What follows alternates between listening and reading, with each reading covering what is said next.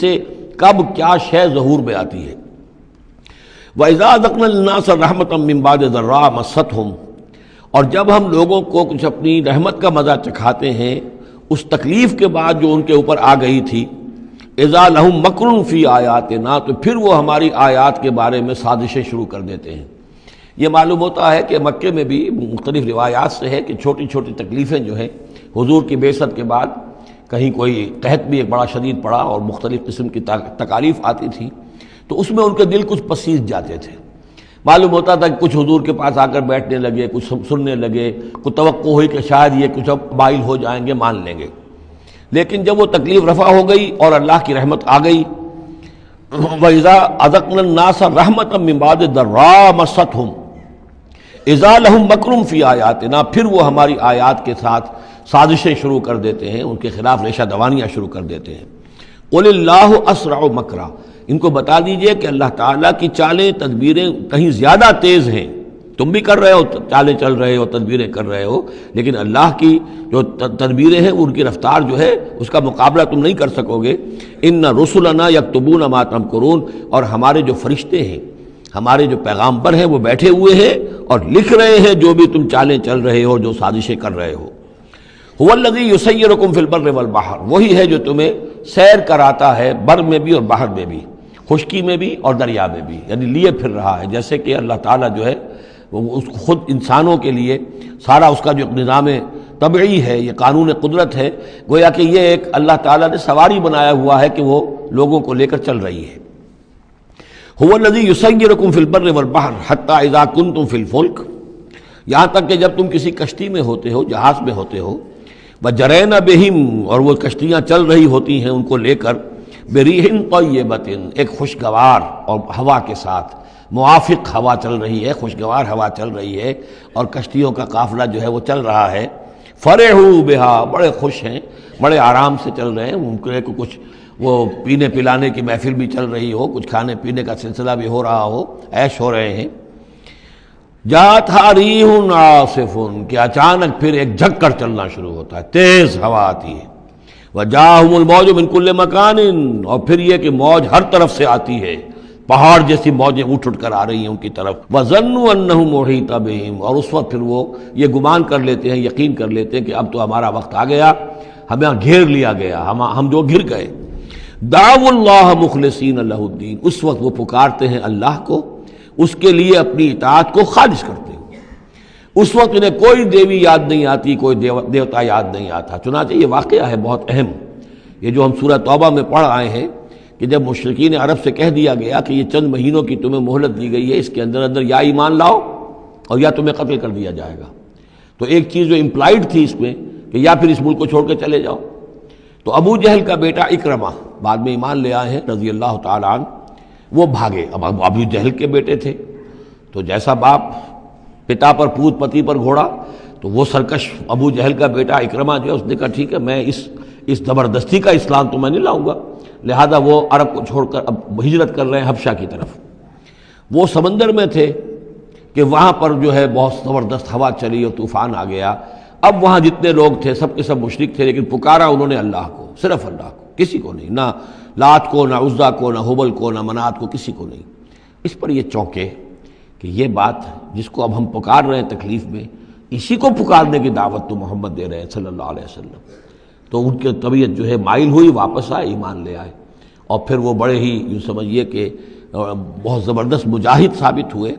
اور یہ جو منکرین زکوٰۃ تھے ان کے خلاف اور مرتدین کے خلاف انہوں نے جہاد میں بڑے کارہائے نمایاں سر انجام دیے، حضرت اکرمہ ابن ابی جہل۔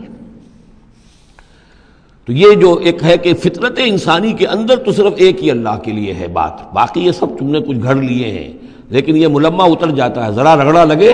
تو اوپر کے ملمے اتر جائیں گے، جو اصل فطرت کے اندر اللہ کی جو معرفت ہے اور اللہ کا جو علم اور ایمان ہے وہ ابھر کر آ جائے گا۔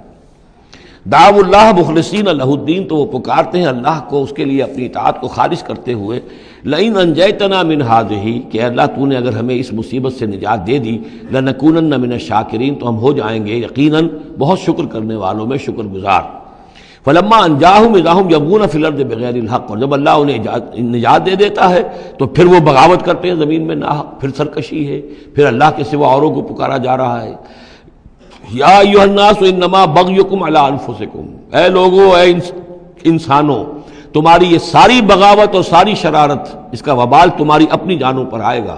متاع الحیات الدنیا، اور یہ دنیا کی زندگی کا تھوڑا سا ساز و سامان ہے، برتنے کی چیزیں جو تم برت رہے ہو۔ ثم الینا مرجعکم، پھر ہماری ہی طرف تم سب کو لوٹنا ہے۔ فننبئکم بما کنتم تعملون، پھر ہم تمہیں بتلا دیں گے جو کچھ کہ تم کرتے رہے تھے۔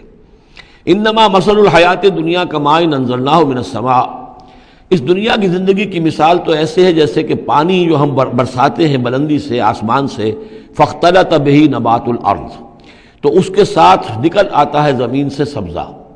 پانی برسا، زمین بے آب و گیا تھی، کوئی ہریالی نہیں تھی، نہ کوئی گھاس ہے، کچھ نہیں ہے۔ بارش کے بعد جو ہے زمین کے اندر سے ہی پھر وہ ہریاول ابھر کر آ گئی ہے۔ فاختلط بہ نبات الارض،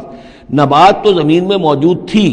اس کو نکالنے کا ذریعہ پانی بنا ہے۔ مما یاکل الناس، جس میں سے کہ لوگ بھی کھاتے ہیں،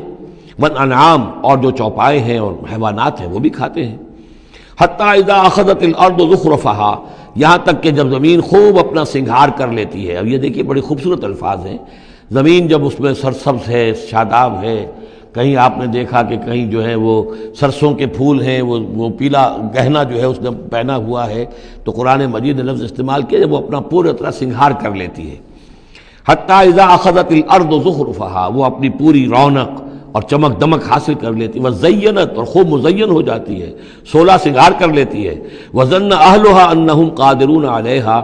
اور اس زمین کے مالک جو ہوتے ہیں وہ سمجھتے ہیں کہ اب ہم اس پر قادر ہیں، یعنی فصل ہماری تیار ہے، بس اب کل دو دن کی بات ہے یا پرسوں کاٹنی شروع کریں گے، اب ہم جا کے کھتے بھر لیں گے، یا اناج لے جائیں گے یا پھل لے جائیں گے۔ لیکن کیا ہوتا ہے، اتاہا امرنا لیلا و نہارا، کہ اچانک ہمارا ایک حکم آتا ہے اس کھیتی پر یا اس باغ پر، رات کے وقت یا دن کے وقت، فجعلناها حصیدا کأن لم تغن بالامس، اور ہم اس کھیتی کو یا اس باغ کو ایسا کر دیتے ہیں کہ جیسے وہ کھیت کٹ چکا یا باغ اجڑ چکا، جیسے کہ وہ تھا ہی نہیں۔ ساری ان کی محنت اکارت گئی، ساری ان کی امیدیں جو ہے پانی پھر گیا۔ یہی معاملہ انسان کا ہے، محنت کرتا ہے، مشقت کرتا ہے، لیکن جب وقت آئے گا موت کا، جب آنکھ کھلی گل کی تو موسم تھا خزاں کا، تو معلوم ہوگا کہ کچھ بھی نہیں ہے۔ کذالک نفصل الآیات، اسی طرح ہم اپنی آیات کی تفصیل کرتے ہیں، لقوم یتفکرون، ان لوگوں کے لیے جو غور و فکر سے کام لیں۔ واللہ یدعو الی دار السلام، اور دیکھو اللہ بلا رہا ہے تمہیں سلامتی کے گھر کی طرف۔ ویہدی من یشاء الی صراط مستقیم، اور وہ ہدایت دیتا ہے جس کو چاہتا ہے، اور یا ہدایت دیتا ہے جو ہدایت کا طالب ہوتا ہے اس کو، الی صراط مستقیم، سیدھے راستے کی طرف۔ للذین احسنوا الحسنی وزیادہ، وہ لوگ کہ جو احسان کی روش اختیار کریں گے، بھلائی کی روش اختیار کریں گے، انہیں حسنہ ہی ملے گا، انہیں بدلہ بھی بہت اچھا ملے گا، بس زیادہ بلکہ اور بڑھ کر ملے گا۔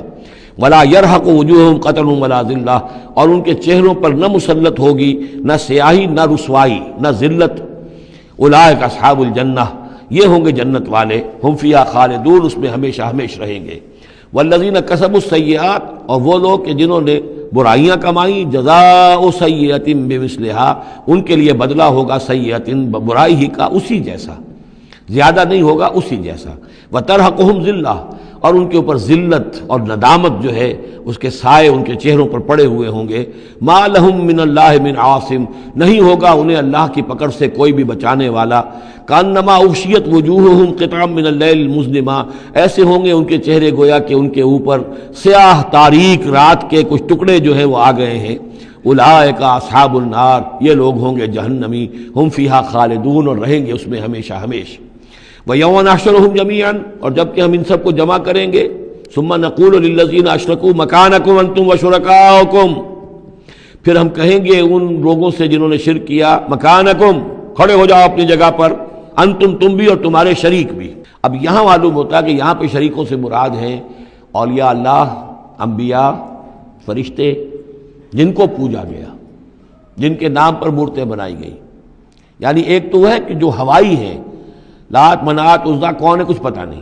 لیکن یہ کہ بہرحال جیسے کہ حضرت نوح علیہ السلام کی قوم جن کو پوجتی تھی وہ بھی اولیاء اللہ تھے۔ ود اور سواع، وہ آئے گا جب ہم سورہ نوح پڑھیں گے، پچھلے زمانے کے اولیاء اللہ تھے، نیک لوگ تھے، ان کے انہوں نے بت بنا لیے۔ ہمارے ہاں وہ بت نہیں بنتے، قبریں پوجتی ہیں، لیکن یہ جو مسئلے ہوتے ہیں یہ ان لوگوں کے شرکاء کی بات ہو رہی ہے کہ جو نیک لوگ ہیں، اللہ کے بندے ہیں، فرشتے ہیں، ارواح ہیں، شیخ عبد القادر جیلانی ہیں، یا یہ اور کوئی اللہ کے بڑے نیک اور اونچے بندے ہیں، تو ہم کہیں گے نقول للذین اشرکوا مکانکم انتم وشرکاؤکم۔ اب دیکھ لیجئے یہاں یہ خیال نہ ہو کہ یہ لوگ جو ہیں اتنے اونچے رتبے والے ہوں گے، ان سے ایسے کیسے خطاب ہو جائے گا؟ تو اللہ نے جیسے خطاب حضرت عیسیٰ سے کیا، یا عیسیٰ ابن مریم، وہ ہم پڑھ چکے ہیں سورہ مائدہ کے آخر میں۔ تو الرب رب وان تنزل والعبد عبد وان ترقى، تو شان جو ہے اللہ کی وہ تو بہرحال بہت بلند ہے۔ فزیلنا بینہم، تو ان کے درمیان ہم سارے رشتے منقطع کر دیں گے۔ وقال شرکاؤہم ما کنتم ایانا تعبدون، وہ جو ان کے شریک تھے جن کو وہ ان شریک سمجھ کر پوج رہے تھے، معاذ اللہ وہ بری تھے، شیخ عبد القادر جیلانی بری ہیں اس شرک سے جو ان کے لیے ان سے دعائی کرنے والے، استغاثہ کرنے والے جو کچھ کر رہے ہیں شرک، اس سے شیخ عبد القادر جیلانی رحمۃ اللہ علیہ بری ہے۔ یا کوئی بھی کسی مزار پر جا کر کوئی غلط حرکتیں کرتا ہے تو صاحب مزار کے اوپر اس کا کوئی وبال نہیں ہے، وہ تو اپنی زندگیاں گزار گئے، تلک امۃ قد خلت لہا ما کسبت ولکم ما کسبتم، وہ تو ظلم ہو رہا ہے ان کے اوپر، وہ تو الٹا مقدمہ دائر کریں گے۔ وقال شرکاؤہم، جن کو انہوں نے شریک سمجھا تھا،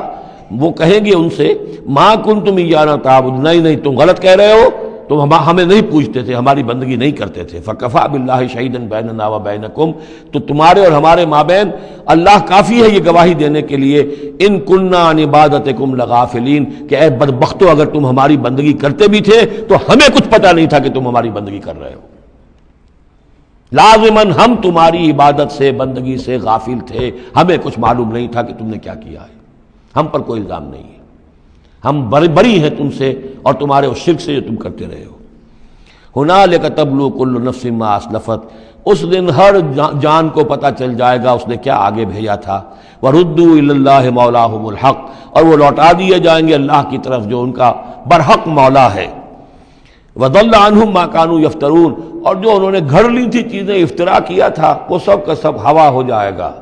اور وہ ان کے ہاتھوں کے طوطے اڑ جائیں گے اور گم ہو جائیں گی وہ ساری چیزیں جن کو سہارا سمجھا ہوا تھا کہ ہم وہاں جائیں گے تو ایسے شفاعت ہوگی اور ایسے بزرگ ہمیں بچا لیں گے اور اس طریقے سے جو ہے وہ ہمارے لیے ذریعہ بن جائیں گے، وہ سب کا سب معلوم ہوگا کہ خواب تھا جو کچھ کے دیکھا، جو سنا افسانہ تھا۔